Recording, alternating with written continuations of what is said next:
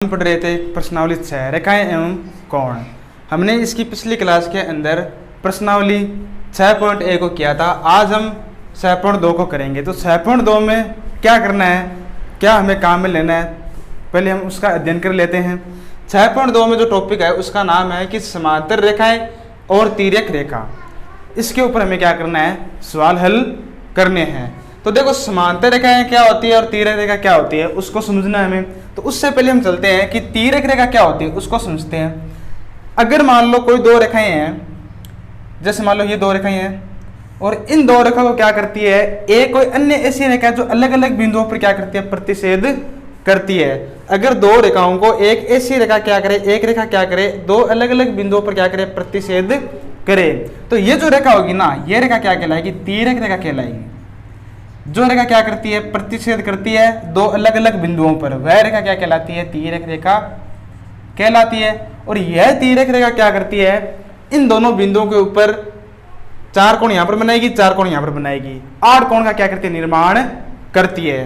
जैसे मान लो ये जो कोण है ये कोण नंबर 1 है, ये जो कोण है ये 2 नंबर, ये कोण नंबर 3, ये 4, ये कोण संख्या 5, 6, 7 और ये है कोण 8। ठीक है, अब देखो 8 कोण बने।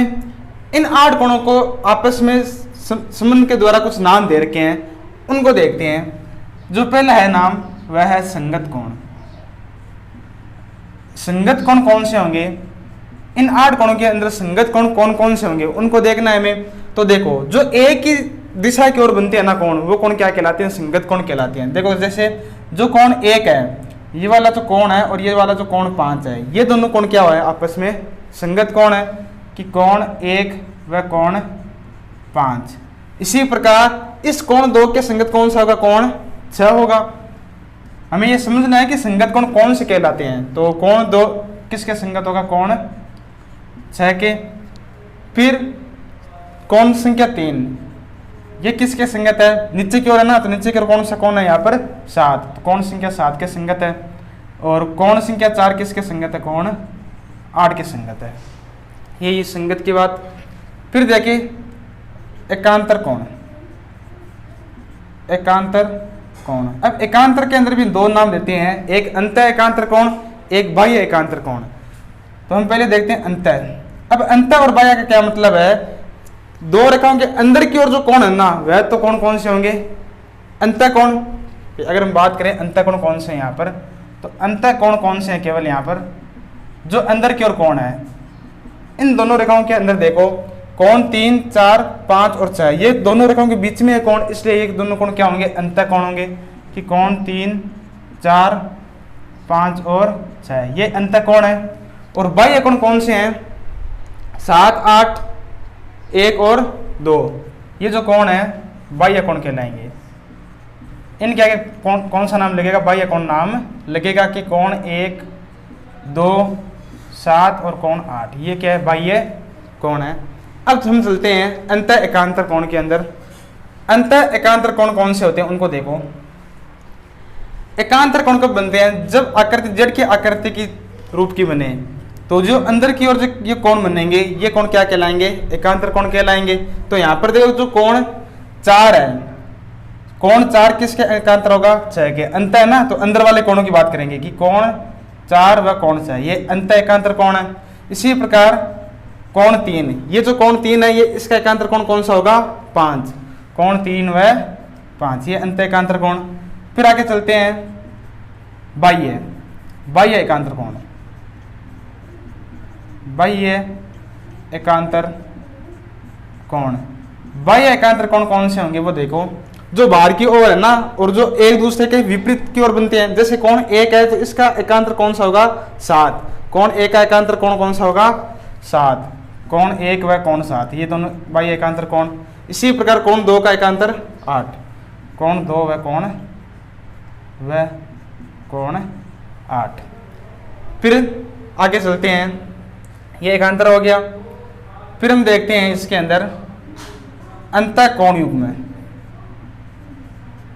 अंतः कोण युग्म। अंतः कोण युग्म कौन से होते हैं, एक की ओर जो ये कोण बनते हैं, कोण 3 का अंतः कोण युग्म कौन सा होगा, 6 वाला, एक इस दिशा की ओर है ना, कोण 3 व कोण 6, ये अंतःकोण युग्म है। इसी प्रकार 4 व 5, कोण 4 व 5, ये भी क्या है, अंत एक कोण युग्म है ना। यहाँ पर जो ये कोण है ना 3 और 6, ये क्या आपस में अंतःकोण युग्म है, और कोण 4 और 5 क्या कहलाएगा, अंतःकोण युग्म कहलाएंगे। इसी प्रकार बाह्य कोण युग्मी होते हैं। तो बाह्य कोण युग्मी देखो कौन कौन से होंगे कि कोण 2 का बाह्य कोण कौन सा होगा, 7, और कोण 1 का कौन सा होगा, 8। अब यही चीजें हमें किस में पढ़नी है, समांतर रेखाओं के बीच में पढ़नी है। अगर ये जो दो रेखाएं हैं, ये दोनों रेखाएं आपस में समांतर हो, फिर एक तिर्यक रेखा क्या करती है, इसको काटती है, तो ये जो कोण होते हैं इनका हमें क्या करना है, वहां पर अध्ययन करना है। तो देखो समांतर रेखा,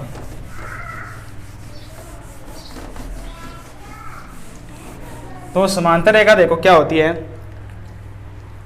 दो रेखाएं अगर इस प्रकार बननी हो कि उनके बीच की दूरी हमेशा क्या हो, निश्चित हो ना।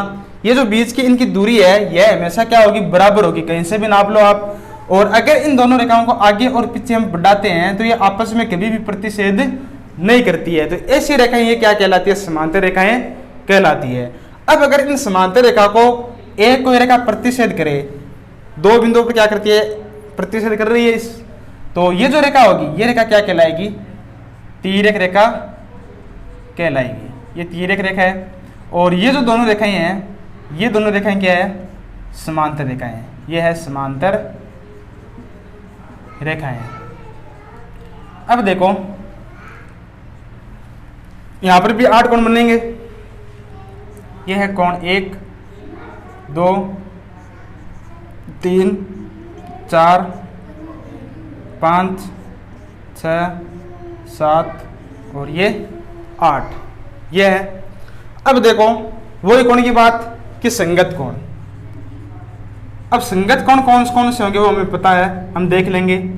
अब समांतर रेखाएं जब होती है इस प्रकार, जब दो समांतर रेखाओं को एक तिर्यक रेखा काटती है तो प्रमेय बहुत सारी एक बनती है इसके अंदर कि जो संगत कोण होते हैं, जो संगत कोण होते हैं वह आपस में क्या होते हैं, बराबर होते हैं। कब, जब समांतर रेखाओं को क्या करती है, तिर्यक रेखा काटती है, उस स्थिति के अंदर संगत कोण युग्म क्या होते हैं, संगत कोण युग्म क्या होते हैं,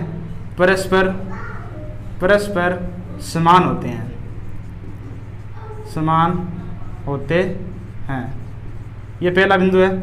अब देखो संगत कोण कौन कौन से हैं इसके अंदर, कोण 1 का संगत कोण कौन सा है, 5, यानी कोण 1 किसके बराबर होगा, कोण 5 के बराबर होगा। इसी प्रकार कोण 2 का संगत कोण कौन 6 है, तो कोण 2 किसके बराबर होगा, कोण 6 के। ये संगत कोण आपस में बराबर होते हैं। कोण 3 किसके बराबर होगा, 3 का संगत कोण कौन सा है, 7, तो ये कोण 7 के बराबर। और कोण 4 का संगत कोण 8 है, इसलिए किसके बराबर होगा, 8 के बराबर होगा। ये संगत कोण की बात हुई। फिर चलते हैं एकांतर कोण युग्म।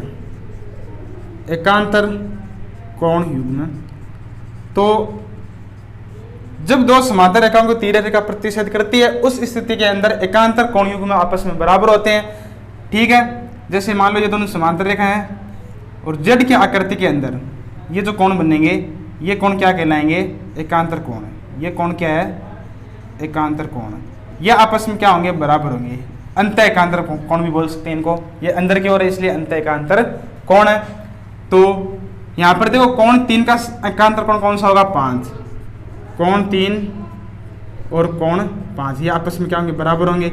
ये भी आपस में क्या होते हैं, बराबर होते हैं। प्रमेय क्या है कि एकांतर कोण युग्म में क्या होते हैं, आपस में बराबर होते हैं। इसी प्रकार एक और है, कोण 4 किसके बराबर है, कोण 6 के बराबर है।